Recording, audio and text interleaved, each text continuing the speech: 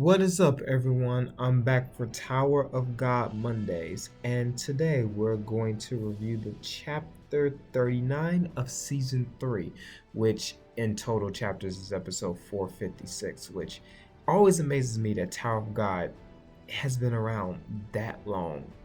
400 plus episodes, and we're not even done or close to being done with this series.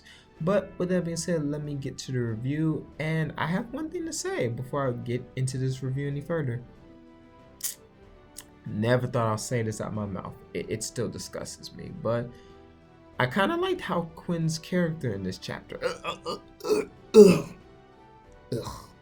Okay, if you know me and my history of Tower of God, I hate haoquin with a passion. So if you don't know haoquin basically is a part of the Ari family, which is just one of the 10 great families of Jihad.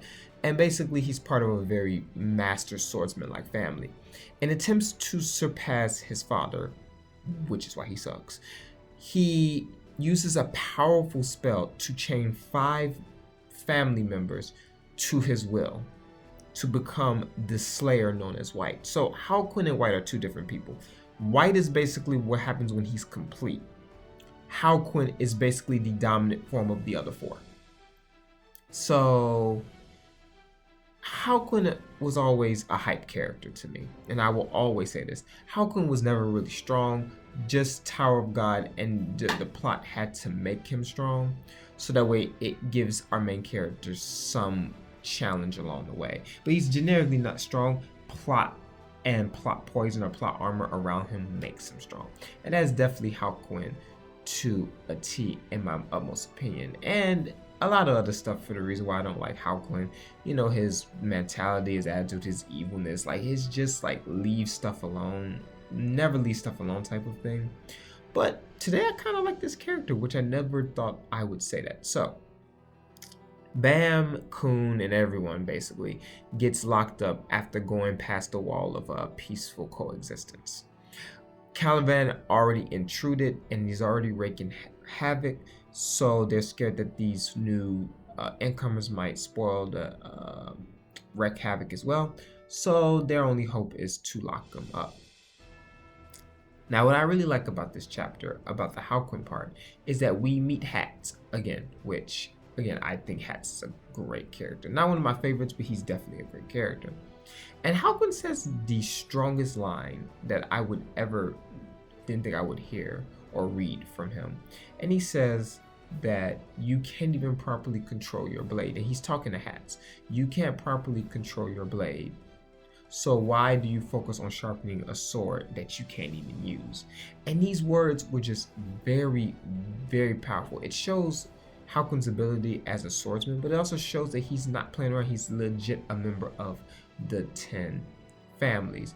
Also, haoquin is kind of playing like this devil's advocate type of thing that I see in a way, where it's like he's on one side and he's on another. So basically right now he seems to be playing like the devil in a way, trying to tempt people with their utmost desires. Which, at this point, I like haoquin for this because it gives him something better than just trying to be overpowered, because he's far from overpowered. He's quite underpowered. But that's just my opinion and mine's alone. But I definitely love the interaction between the characters and how he's really trying to ease war to be started. But also, haoquin is convinced that Bam is going to become an incredible monster, so he just wants to see this monster be born. It's sometimes more exciting to see people become like total bosses than rather than just kill them off. So that's definitely what haoquin is doing. And again, it's kind of different than what haoquin usually does. But let's get into the main point about this, which is the best quote that I thought I would never hear, but I did. So, upon this whole talk with haoquin and everything, we meet up with a guide, and the guide really doesn't want to be there. Well, obviously it's a cramped space, but 2, she says that she hates being in Bam's presence because Bam reminds her of Jihad, which is huge foreshadowing, because we have to ask the question, will Bam ever get to Jihad's level, which he's well on his his way, but how many years or centuries or decades would he have to go? All of that is extremely fun. But definitely this quote about standing in front of Jihad, it foreshadows how strong that Bam is going to be, but also shows that this war that we're in, this arc, is far from over, and I can't wait to see what else the author pulls from under his sleeve.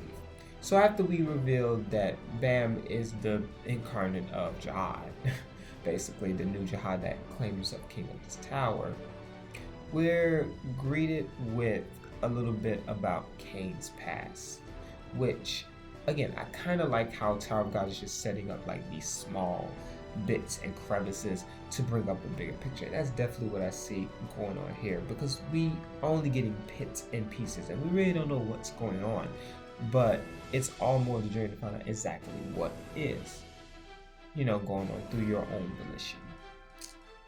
And yeah, that's pretty much the episode. It was a really good episode, very intense in my humble opinion. I again thoroughly just enjoyed Tower of God, and I hope you will too. But definitely, I'm very excited to see and to hear that Bam is just getting increasingly stronger. He absorbed the power of Doom, and now he's just increasing in power. That's another thing I like about what haoquin said too, because haoquin once advocates Bam getting very much stronger and actually wants to teach him. So again, good chapter. And that is my review. If you liked this video, make sure you leave a like and subscribe, like to your favorite content creators, and I will see you in the next video.